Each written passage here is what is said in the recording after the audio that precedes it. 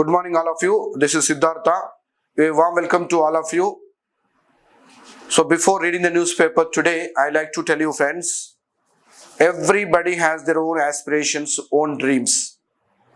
To achieve your goals or your dreams, if you want your dreams come true or accomplishment of your dreams, we are supposed to do the hard work and also should be very honest. These things are very important. And also people always say health is wealth. First target, first thing should be on our health. So wish you all the best. Have a wonderful day. Let's start the newspaper today. ముందుగా వెలుగు paper. ఆదివారం మేడారంలోని వనదేవతల గద్దెల దగ్గర కిక్కిరిసిన భక్తులు. లక్షలాది మంది నిన్న వచ్చిరట. మేడారానికి పోటెత్తిన భక్తులు, ముందస్తు మొక్కుల చెల్లింపులు. ఆదివారం ఒక్కరోజే 5 లక్షల మంది దర్శనము. మరో 2 రోజుల్లో మహాజాతర ప్రారంభం. ఏర్పాట్లపై నేడు అధికారులతో మంత్రుల రివ్యూ. ఇది మేడారం జాతర. తాడ్వాయి, ఈ నార్లాపూర్ పార్కింగ్ స్థలాల్లో వెహికల్స్ మొత్తం నిండిపోయినాయట. ప్లేస్ కూడా లేదట ఎక్కడ కూడా. అంత రేంజ్లో పబ్లిక్ వస్తున్నారు మేడారం జాతరకు. వెళ్ళే వాళ్ళు చాలా జాగ్రత్తగా ఉండాలి. ఇక్కడ ఎన్ని సౌకర్యాలు కల్పించినా కూడా, సీసీ కెమెరాలు ఉన్నా కూడా చిన్నపిల్లలు చాలా జాగ్రత్తగా ఉండాలి. తర్వాత వృద్ధులు కూడా చాలా జాగ్రత్తగా వెళ్ళవలసి ఉంటుంది అక్కడ. కాగ్ రిపోర్టుపై సర్కార్ యాక్షన్. నివేదికలో పేర్కొన్న అంశాలపై చర్యలు తీసుకోవాలని యోచన. గత బీఆర్ఎస్ ప్రభుత్వ అవినీతి అక్రమాలను ఎత్తిచూపిన కాగ్. ప్రతి అంశంపై పక్కాగా లెక్కలతో రిపోర్టు, వాటిని ఆధారాలుగా తీసుకోవాలని భావిస్తున్న ప్రభుత్వం. ఇప్పటికే అధికారులకు సీఎం రేవంత్ ఆదేశాలు. దీని ప్రకారం అయితే మరి కల్వకుంట్ల కుటుంబం ఖచ్చితంగా అరెస్ట్ అయ్యే అవకాశం కనబడుతుంది. ఎందుకంటే రూపాయి అవినీతి చేసినా కూడా వాడిని ఎవరినైనా అరెస్ట్ చేయొచ్చు అని మన రాజ్యాంగంలో ఉంది. ₹1 స్కామ్ చేసినా కూడా ఈ షుడ్ బి జైల్డ్, ఈ షుడ్ బి అరెస్టెడ్, ఈ షుడ్ బి పనిష్డ్. ఆ పనిష్మెంట్ పక్కా జరుగుతుందని నాకు అనిపిస్తుంది. కానీ మనం చూడాలి ఏం జరుగుతుందో.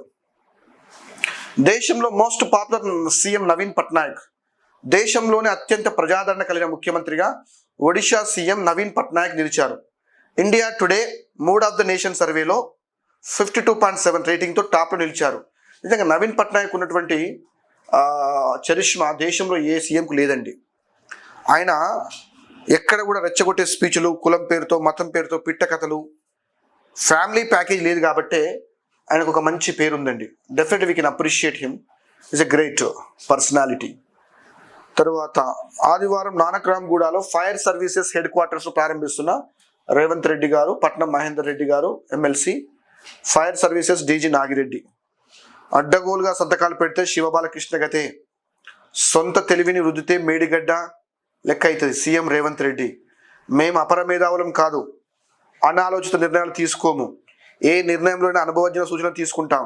చంద్రబాబు, వైఎస్ఆర్, కేసీఆర్ అనుభవాల నుంచి పాఠాలు నేర్చుకుంటాం. రాష్ట్ర అభివృద్ధికి 2050 మెగా మాస్టర్ ప్లాన్ అమలు. ఫార్మా సిటీ రద్దు కాలేదు, ఫార్మా విలేజ్లు ఏర్పాటు చేస్తాం. త్వరలోనే రీజనల్ రింగ్ రోడ్డు వస్తుంది. ఫైర్ డిపార్ట్మెంట్లో 1000 పోస్టులు భర్తీ చేస్తామని హామీ. నానక్రామ్గూడలో ఫైర్ సర్వీసెస్ హెడ్ క్వార్టర్స్ ప్రారంభం. మంచి మాట చెప్తున్నాడు.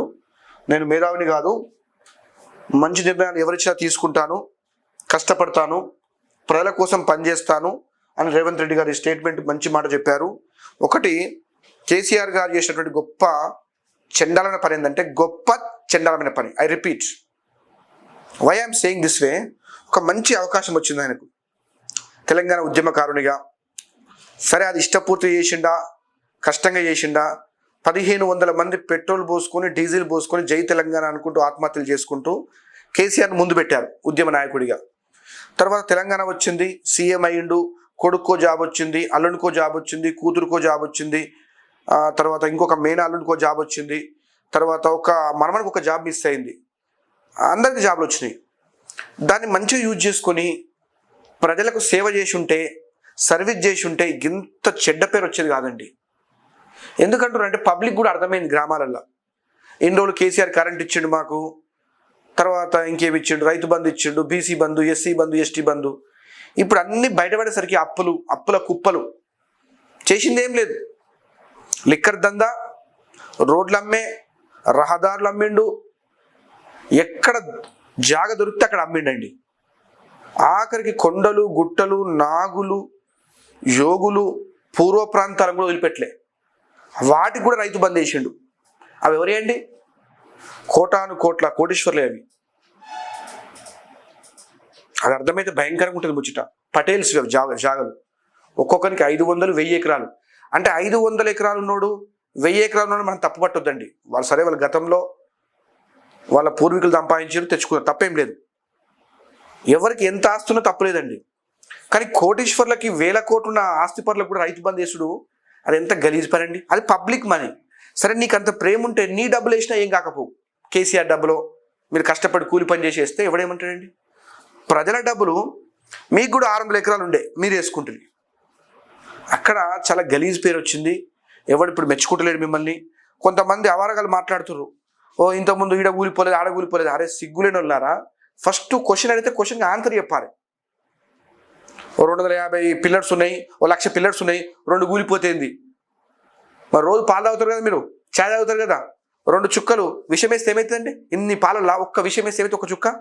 సిగ్గుశరం ఉందా మాట్లాడేటప్పుడు? ఏమన్నా తప్పు ఉన్నప్పుడు తప్పును ఒప్పుకోవాలి, అప్పుడు మీకు గౌరవం ఉంటుంది. ఇప్పుడు మేడిగడ్డ కానీ, సుందెల్ల కానీ, లేదంటే కాళేశ్వరం కానీ కొంత డ్యామేజ్ అయింది, పర్రెలు పట్టినాయి, బరాబర్ పడతాయి. ఆడగాలేదా ఈడగాలేదా అదేం ముచ్చట నాయన. గట్ల మాట్లాడే మీరు రాష్ట్రంలో పేరు లేకుండా అయిపోయింది మీ బతుకు. కానీ తెలంగాణ సమాజాన్ని ఒక విషయంలో మెచ్చుకోవచ్చండి. ఆత్మగౌరవం అంటే నేను అనుకున్న ఒకప్పుడు అది నిజమా కాదా అని నిజంగా ప్రూవ్ అయిందండి. ఎట్లా అంటే, ఒకనాడు రామారావు కేసీఆర్ కుమారుడు ధర్నాలు చేస్తే రోడ్ల మీద అరెస్టులు చేసిండండి. కారు దిగేటోడు కాదు, కారుకి ఎదురుగా పోయినా, ప్రతిపక్ష పార్టీలు నిరసన వ్యక్తం చేసినా కారు దిగే మునగాడు కాదు. మొన్న చూసిన నడి రోడ్డు మీద కూర్చోబెట్టారు కేటీఆర్ను. ఈ ధర్నా చేస్తున్నాడు. ఇప్పుడు నీకు భూమి గుర్తొచ్చినాది, ఇప్పుడు నీకు ధర్నా గుర్తొచ్చినాది, ఇప్పుడు నీకు ప్రజాస్వామ్యం గుర్తొచ్చినాది, ఇప్పుడు నీకు ప్రజలు గుర్తొచ్చినారు, ఇప్పుడు నీకు అన్ఎంప్లాయీస్ గుర్తొచ్చినారు, ఇప్పుడు నీకు సమాజం గుర్తొచ్చిందా? ఆనాడు నువ్వు మినిస్టర్ ఉన్నప్పుడు ఆగినవా? నువ్వు ఆడింది ఆట, పాడిందే పాట. ఇప్పుడు నీ పరిస్థితి రోడ్డు మీదకి వచ్చింది. ఎవడు ఎప్పుడు కూడా అధికారం శాశ్వతం కాదు, మన బాడే శాశ్వతం కాదు, మన మాట కూడా శాశ్వతం కాదండి. మనం బ్రతికున్నంత వరకు ఆ విలువ, చనిపోయినాక ఏం జరుగుతుందో ఎవడు చూస్తుందో మనకి ఏం తెలుస్తుంది? నా భూతో నా భవిష్యత్తు. కాబట్టి రాజకీయ నాయకులు గుర్తుపెట్టుకోవాలి, ఉన్న అవకాశాన్ని సద్వినియోగం చేసుకోవాలి. ఎలాంటి చుట్టూ బిగుస్తున్న ఉచ్చు, మేడిగడ్డ బ్యారేజీ నిర్మాణంలో సంస్థ నిర్లక్ష్యం, మొదటి నుంచి రిపేరు చేసేందుకు ససేమరా. ఇక మనోడు చెప్తున్నాడు రిపేర్ చేసుకోవచ్చు కదా అంటే, వాడు చేయాలంటాడు రిపేరు. వాడు ఆల్రెడీ అగ్రిమెంట్ చేసుకున్నాడు. ఇప్పుడు కంపెనీని బట్టి తప్పు కాదండి, చేపించడం చూసుకోవాలి ముందుగాల. బ్యారేజ్ కుంగినప్పుడు రిపేర్ చేస్తామని ప్రకటన, మరి పేపర్ చూపెట్టరు. మరి తర్వాత మాట తప్పించుకునే ప్రయత్నం, రెవెన్యూ రికవరీ యాక్ట్ ప్రయోగిస్తామని కంపెనీని బ్లాక్ లిస్ట్లో పెడతామని ప్రభుత్వం హెచ్చరిక. మొత్తం కుంగిపోయినాయి, పర్రెలు పెట్టినాయి. ఎన్డీఏకు 400, బీజేపీకి 370 సీట్లు. ప్రధానిగా మళ్ళీ నేనే అవుతా అని మోదీ చెప్తున్నాడు. ఎస్ఎఫ్సి చైర్మన్గా సిరిసిల్ల రాజయ్య. బాధ్యతలు, నా విధులను సమర్థవంతంగా నిర్వహిస్తా రాజయ్య. స్థానిక సంస్థలను గత సర్కార్ తీవ్ర ఇబ్బందులు పెట్టిందని ఫైర్ సిరిసిల్ల రాజయ్య. పేరొచ్చే పనులకు కేటీఆర్, తిట్లొచ్చే వాటికి హరీష్. అధికారంలో ఉన్నన్ని రోజులు అన్నిట్లా కేటీఆర్ హవా, పాలన మారిపోగానే ముందటికి హరీష్. అసెంబ్లీ సెషన్లో కార్నర్ అయిన బావ, ప్రేక్షక పాత్రలో బావ మరిది. నెగటివ్ విషయాల్లో కావాలని హరీష్ను ముందుకు పెడుతున్నారు అని టాక్. వీళ్ళిద్దరు తప్ప ఎవరు లేరా అండి ఈ పార్టీలో? మొత్తం కుటుంబం అండి, బావ బామ్మార్దులు, ఆ బిడ్డ, తండ్రి. మరి ఎస్సీలు ఎటు వేరు, ఎస్టీలు ఎటు వేరు, బీసీలు ఎటు వేరు? ఏమో అంత దిక్కుమాల ఫ్యామిలీ పరిపాలన అయిపోయింది తెలంగాణ స్టేట్. ఒకప్పుడు మంచిగా ఉండే. మేడిగడ్డ బ్యారేజ్ 7వ బ్లాక్లో పిల్లర్ల కింద నుంచి సిపేజీ ద్వారా వస్తున్న నీళ్ళట. మేడిగడ్డ పనులకు బ్రేక్, బ్యారేజీకి చేరుకున్న అన్నారం నీళ్ళట. సాగెంత పడావెంత, రైతు భరోసా కోసం లెక్కలు తీస్తున్న వ్యవసాయ శాఖ. ఇది మంచి పని అండి. గత ప్రభుత్వంలో పడావు భూములకు సాయం, ఇప్పుడు పడావు భూములకు ఆపేస్తే ఏటా 3,550 కోట్లు మిగులుతాయటండి. ఇది ఎవరి పైసలండి? ఆడ భూమి సాగులేదేం లేదండి. వెంచర్లకు కూడా రైతు బంద్ చేస్తున్నారండి. వెంచరు రియల్ ఎస్టేట్కి. ఇంకా నయా మీ రహదారులకు, బస్ స్టాప్లకు, రైల్వే స్టేషన్ కూడా వేయుర్రి రైతు బంధు, మంచిగా ఉంటుంది. మీ పేరు రాపించుకోర్రి. ఈ బస్ స్టాప్లు, రైల్వే స్టేషన్లు, ఆ రోడ్లు, రహదారులు తర్వాత డ్యామ్లు, ఆ చెరువులు, కుంటలు, నదులు, సముద్రం కూడా ఉన్నాయి కదా అక్కడ కూడా రైతు బంధు వేసుకుని తీసుకోరు మీరే. ఎక్కడ దిక్కుమాల పరిపాలన నాయన మీరు. మీకు మొత్తం బయటకు వస్తుంటే మైండ్ బ్లాక్ అవుతుంది ఒక్కొక్కరికి. India golden history. Badminton Asia team ఛాంపియన్షిప్లో ఇండియా విమెన్స్ టీం కొత్త చరిత్ర సృష్టించింది. తొలిసారి గోల్డ్ మెడల్ సాధించింది. ఆదివారం హోరాహోరీగా జరిగిన ఫైనల్లో ఇండియా 3-2తో థాయిలాండ్ను ఓడించింది. Congratulations to Indian team. BJP చీఫ్గా జూన్ వరకు నడ్డానే. లోక్సభ ఎన్నికల నేపథ్యంలో బీజేపీ జాతీయ అధ్యక్షుడు జేపీ నడ్డా పదవీ కాలాన్ని పార్టీ పొడిగించింది.